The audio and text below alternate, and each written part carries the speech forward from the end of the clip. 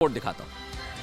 राम राज का आ गया शुभ दिन, ये आज का आ गया, हुई जीत सनातन धर्म की, घर घर भगवा लहरा गया। सियावर रामचंद्र की, सियावर रामचंद्र की। देश राममय हो चुका है, लोगों का उत्सव उमंग 7वें आसमान पर है। जनकपुर से प्रभु श्री राम के लिए बेशकीमती तोहफे आ रहे हैं। करोड़ों लोगों के साथ संत समाज भी रामलला की प्राण प्रतिष्ठा का बेसब्री से इंतजार कर रहा है। बीजेपी भी राम मंदिर को लेकर लगातार रणनीति बना रही है, लेकिन इंडिया अलायंस के घटक दलों की बदजुबानी कम होने का नाम नहीं ले रही। मतलब प्राण प्रतिष्ठा की तारीख जैसे जैसे करीब आ रही है, इंडिया अलायंस के बाहर वाला विपक्ष भी पीछे नहीं है। इनकी भी जुबान जहरीली होती जा रही है। वो न्योता क्यों दे रहे हैं? किन्हीं के पिताजी का श्राद्ध है कि किन्हीं के औरत बेटा का ब्याह है? अब बताइए, वो जो न्योता दे रहा है वो बेवकूफ आदमी न्योता दे रहा है।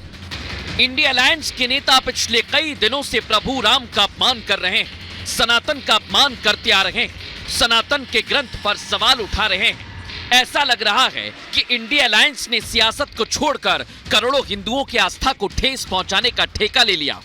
ये बात अलग है कि इंडिया अलायंस में अब तक कुछ तय नहीं हो सका है। वहीं एकजुटता का दावा करने वाले इंडिया अलायंस का बंगाल में कांग्रेस के साथ गठजोड़ गायब होता दिख रहा है और अब दोनों पार्टियों के बीच खुलकर बयानबाजी होने लगी। बंगाल में कानून और व्यवस्था की हाल कितना बुरा होते जा रहे हैं। सारे फौजों को साथ में लेकर चलना चाहिए। आज तो जख्म हुए, अगले तारीख खून भी हो सकते। ये गठबंधन चुनाव तक एक रहेगा कि नहीं, बहुत बड़ा प्रश्न चिन्ह उसके ऊपर खड़ा है। चुनाव आते आते तक ये तमाम घटक दल एक साथ रह नहीं पाए। ऐसे में अभी तक संयोजक ये लोग तय नहीं कर पाए हैं। मतलब जो इंडिया अलायंस गाजे बाजे के साथ मोदी को हराने निकला था, वो आपस में ही लड़ रहा है। ऐसे में सवाल ये कि जो गठबंधन घटक दलों को नहीं संभाल पा रहा, वो क्या देश संभाल पाएगा? सवाल यह भी है कि राम का अपमान और राम के नाम पर लोगों को भड़काना कहीं विरोधियों का प्राण प्रतिष्ठा कार्यक्रम में विघ्न डालना तो नहीं? और सबसे बड़ा सवाल है कि बीजेपी के 2024 प्लान में इंडिया अलायंस फंसता जा रहा है। पूछता है भारत। और तमाम खास मेहमान इस समय हमारे साथ जुड़ गए हैं। बीजेपी का पक्ष रखेंगे सिद्धार्थ यादव, पॉलिटिकल एनालिस्ट विनीत गोयनका जी हैं। कांग्रेस से अजय वर्मा हमारे साथ जुड़ गए हैं।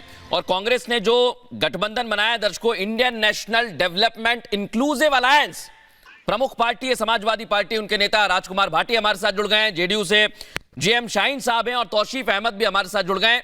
बहुत स्वागत है आप सभी का। पूछता है भारत में पहला सवाल अजय जी आपसे ही है मेरा, और सवाल सीधा यही है